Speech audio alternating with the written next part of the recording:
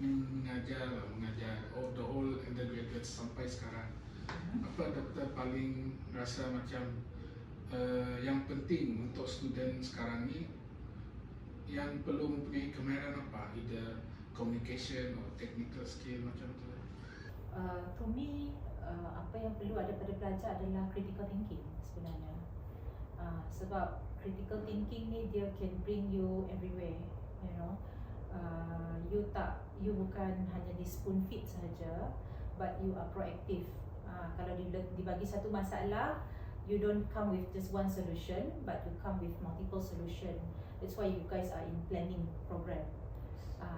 You cannot rely on just one plan. If it doesn't work, how? So you need to be critical in times of yang memerlukan anda berfikir secara kritikal lah. I think that is very very important. Communication skill is of course very important, but another, I will not say skill, but it's a value that I really appreciate, and I want every student to always remember is adab. Saya sangat mementingkan pelajar yang beradab, because to me ilmu ini bukan something yang kita boleh main-main lah. Bila kita ada adab, adab dengan guru, adab dengan ilmu, ia akan membawa berkat dalam kamu punya pengajian, pelajaran dan kehidupan kamu ke hadapan. So yeah, if you say the skill needed by student, I would say is of course critical thinking is first and foremost very important. Communication, because you must be able to articulate your thoughts and deliver your message or convey your message in a form that people can understand. Everybody in a layman term, dan saya rasa value yang perlu belajar mesti ada adalah adab dan disiplin, of course. Adab is one so the most important thing lah, because sometimes ada juga people dia macam biadab juga and punya ilmu, and I really hate about that thing lah. Yeah. Because I think that they really macam dia macam tak memberi pengaruh yang baik lah to me. I have that type of friend also. So when for doktor punya nasihat, what will be the best nasihat lah daripada doktor untuk mahasiswa sekarang ni yang sedang mengalami cabaran dalam mencari bidang pekerjaan yang mereka inginkan? Mencari cabaran dalam mencari pekerjaan dalam bidang yang kita inginkan. Tak semua benda yang kita inginkan dalam dunia ni kita akan dapat. Itu yang pertama. Dan I think it's very important because sekarang dunia dah berubah. A lot of people come to university. You have to make yourself different. You know, you have to show the uniqueness. Jangan play safe sangat. Okay, be adventurous. I think that is most important. And kalau kita di alam pekerjaan, saya tak tahulah whether this is a stereotype ataupun bagaimana. A lot of people were saying that Gen Z ni dia punya tahap resilient dia agak kurang. Dia dibagi task yang susah, dia cepat nak give up. But I'm not sure. It's not my place to say it's true or not true. But my advice to the students is, bila kita buat satu pekerjaan, cubalah untuk kekal di pekerjaan itu untuk jangka masa yang agak lama sikit. You try your very best. Jangan job hop terlalu, don't make it to something yang macam, don't normalize job hopping. 3 bulan pindah, tukar. They will not give a good impression on your future employer. Even I myself, when I was a dean, I interviewed many candidates yang apply untuk menjadi pensyarah. Antara benda-benda yang saya tengok adalah pengalaman dia lah. Kalau this person has been in an organisation for so long, but dia tak ambil sebagai permanent staff, what does that tell you? Itu satu. Ataupun this person dalam resume dia setiap 2 bulan dia tukar kerja. What does that tell you? So dia ada 2 side dekat sini. What I'm trying to say is, kalau kita baru, masih muda lagi, bila kita mencari pekerjaan, be adventurous, jangan memilih, tapi jangan juga sampai kita ditindas lah. Itu pun jangan juga. just belajar as much as you can. Yes, betul. Because sama rezeki kadang tidak sampai. That's all. Betul. And it is also important lah yang when we cari pekerjaan memang akan ada yang benda yang kita tidak inginkan tu memang akan datang juga lah, especially for our course here. And I want to think that when doctor choose this program, is there actually like minat doktor selain daripada bidang planning? Kalau doktor boleh mengulangi lah, maybe not this course, maybe a course lain tentu. Okay. Actually saya kalau nak diikutkan, pilihan pertama saya adalah undang-undang. Saya berminat untuk menjadi lawyer sebenarnya. Tetapi akibat disebabkan oleh a few things that I cannot mention here. So at that time I think the most ideal thing to do is to continue my study in Sarawak in UNIMAS. But of course, yeah, UNIMAS doesn't make it any less important. But yeah, selain daripada program perancangan, minat saya sebenarnya adalah dalam bidang undang-undang. Oh, same goes to me lah. I also interested in economic and geography, but suddenly I got to be chosen in this faculty, so I'm just pursuing my study lah. Sebab I cannot do anything juga.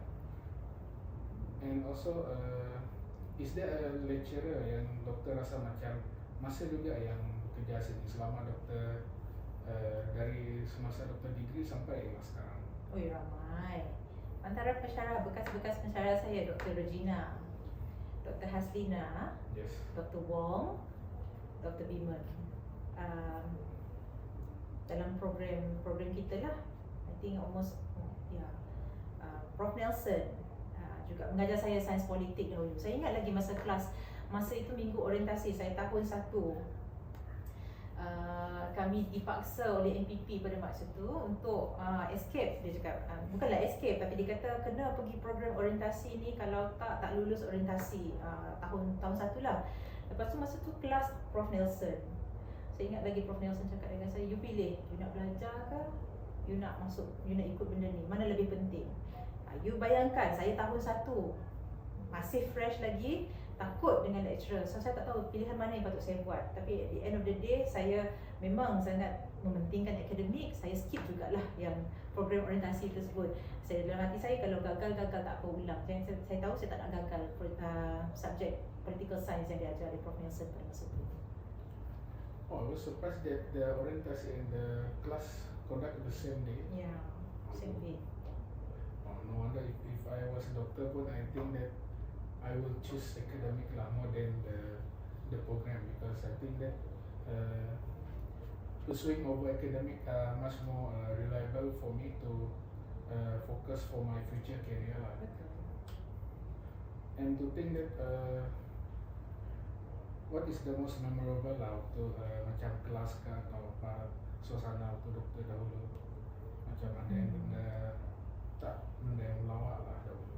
Benda yang lawak banyak, tapi kalau saya nak ceritakan nanti muka aib ramai orang. Sebab ramai orang saya yang ada tu masih ada di sini lagi. Jadi saya rasa antara benda-benda yang saya enjoy when I was a student last time is kelas yang kecil. Kelas kami kecil je, tak ramai, 40 orang, 40 lebih orang. I know each and every one of my classmate by name. Not just by name, tapi saya memang kenal and we are friends. And we had a lot of fun doing assignment together. Sewa kereta, saya pergi buat assignment dekat kubur masa tu. Untuk kelas sejarah sosial. Saya ingat lagi kena mendaki pergi ke kubur dekat Waktu Lintang. Lepas tu apa lagi macam-macam lah. Macam-macam. Ada benda-benda yang mungkin tu lah nak ceritakan pun, orang-orang yang saya nak sebutkan ni dah pegawai-pegawai tinggi dah dalam kerajaan sekarang. Tapi kalau kami terjumpa, I met one of my friend who is the SAO sekarang. Saya tak nak mention SAO kat mana lah. Kita masih teringat lagi benda-benda jahat yang kita buat masa kita masih student dulu. Boleh nakal, tak ada masalah. Saya bukan pelajar yang angelic Oh, Bukan yes. saya pun nakal juga dulu, tapi nakal bertempat lah. Bertempat lah. To think that there are many, I think that some lecturer, especially Dr. Regina, I think she's also a very senior lah in this. Same goes to Professor Dr. Spencer also. Yeah. Very lama, from the 1993 I think. Yeah. Sudah lama bekerja, and now he's almost nak pension sudah. Sudah pencen. Dia dah lama berpencen dia. Dia sambung kontrak 9 tahun. Oh, Dia dah pencen. He's almost 70 now. yeah. So now,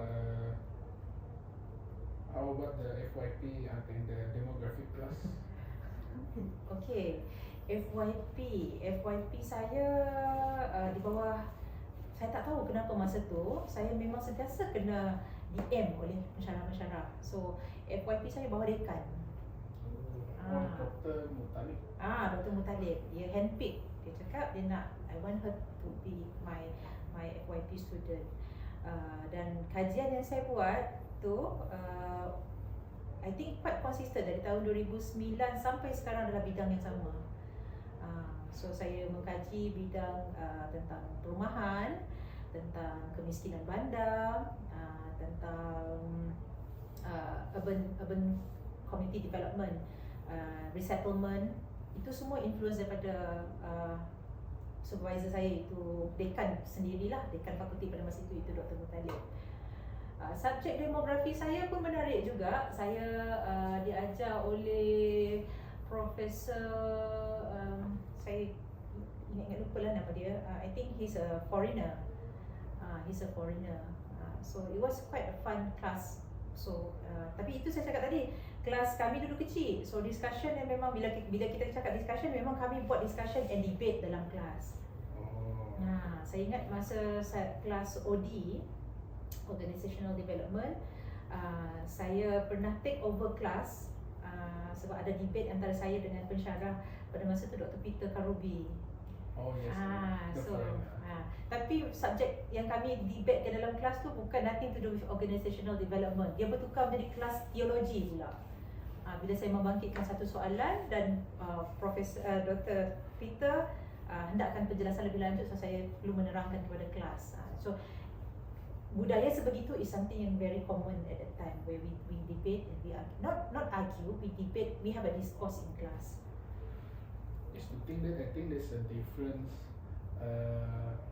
ada perbezaan lah di antara mahasiswa dulu dan sekarang, especially in class. Because for today I think that very stay lah, macam tak berapa engagement sangat antara student ketika buat discussion. Unlike the mahasiswa yang dahulu, mereka lebih macam ada pengetahuan, knowledge yang lebih luas lah in their own studies. Saya rasa itu yang benda yang saya rasa sampai sekarang saya tak boleh nak cari jawapan. Sedangkan bila kita fikirkan, mungkin sebabkan oleh size kelas yang terlalu besar. That could be one of the reason. Dan juga I think during my time, kami tak ada access to internet, as saya kata tadi. Everything we have to share. Kalau ada satu buku, kita photostat ramai-ramai, and kita diberi artikel review oleh pensyarah dalam kelas. Baca, minggu depan you ulas. Maksudnya you ulas, you betul-betul kena ulas. You don't just stand there and just don't do your research. Kalau if you do that, means to say kelas tu akan end dalam keadaan yang macam nobody get anything out of at the end of the day. So you ada rasa tanggungjawab, you need to really do this. Kalau dia kata review the article, means to say you really need to read, and you really need to review and explain to the class what you have read. Yes. So that is the kind of thing that I think is missing now. To think that type of learning that has implemented before during my class with Dr. Biman lah, in social inquiry. He always give us the article to read, and then the next day he will ask us to explain the theory. Yeah. That is the most important lah, for the student to really know the subject well, the knowledge well. Yeah. But before that doctor dulu, I forgot to ask lah that before doctor take this course, do doctor think lah yang this course ni yang dia macam dari FAB lah, Fakulti Alam Bina lah. Yeah. Yes, memang bila our first impression, lagi-lagi zaman tu kan tak ada, you tak boleh cross check information sesenang sekarang kan. So bila you tengok program perancangan pengurusan pembangunan, you thought it is perancangan bandar. Jadi banyak orang confused. So when I came in and then tengok bahagian mana yang ada lukisan ke, bagaimana yang kita nak kena buat QS ke, tak ada. So at that time baru dijelaskan. And then saya tak ada latar belakang ekonomi. Because saya science student. So saya risau juga pada masa tu, macam mana saya nak cope dalam social science kan. Yes. Tapi saya ingat lagi Dr. Bimbon pada masa tu dia bukan pensyarah lagi, dia masih tutor, dia tutor ekonomi saya. Pensyarah adalah Dr. Goy Switching, dia dah bersara lah daripada Unimas. Dr. Wong, kelas dia ada kelas is taught by Dr. Wong. So dia kata jangan risau, Dr. Bimbon cakap.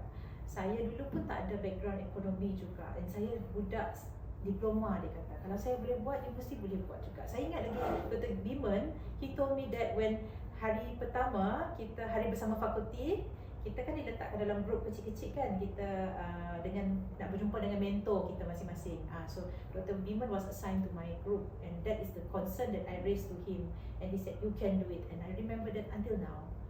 Because of Dr. Bimbon lah saya percaya diri pada masa tu boleh buat. To think that yes, Dr. Bimbon also one of the senior juga lah. Yeah. Also to think that our course also melibatkan yang dekat Fakulti Alam Bina related to town planning juga lah first saya masuk. So and then when I come to this faculty also, I just realized it just development studies lah. Yeah. Generalization. So when Doctor Bogat, so I think that this is almost 30 minutes kan. I think we might come to the end that our podcast is almost berakhir. So is there nasihat doktor untuk para graduan kita, especially year 1 yang telah masuk dalam course kita ini? Okay. Nasihat saya bukannya untuk year 1 sajalah, year 1, year 2, year 3 sama. Semua, I think course ni adalah salah satu course yang very much sought after by so many people outside. Jadi the fact that you are being accepted to the course means to say there's something special about you. So continue to strive hard in your study. Whatever future lies ahead, it is for you to explore. Year 1, year 2, year 3, you have to be consistent. Kalau year 1, saya sentiasa pesan dengan pelajar-pelajar saya, kalau yang menti saya year 1, you need to maintain your academic punya grade dari year 1 sampai year 3. Kalau boleh maintain 3 pointer, sebab you want to graduate with good CGPA.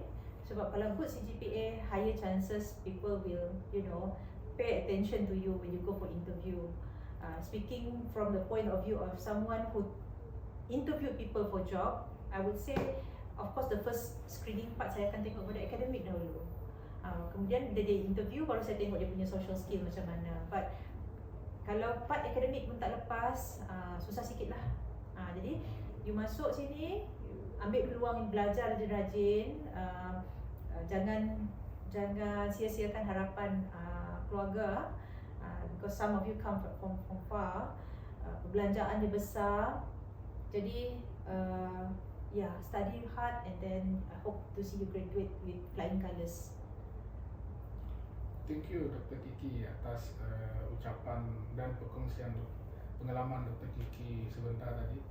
So I hope that all of the student here that listening to our podcast really can digest the advice from the doctor, because it is highly important that to maintain academic well, and also not forget to be someone that can solving problem without with an ease.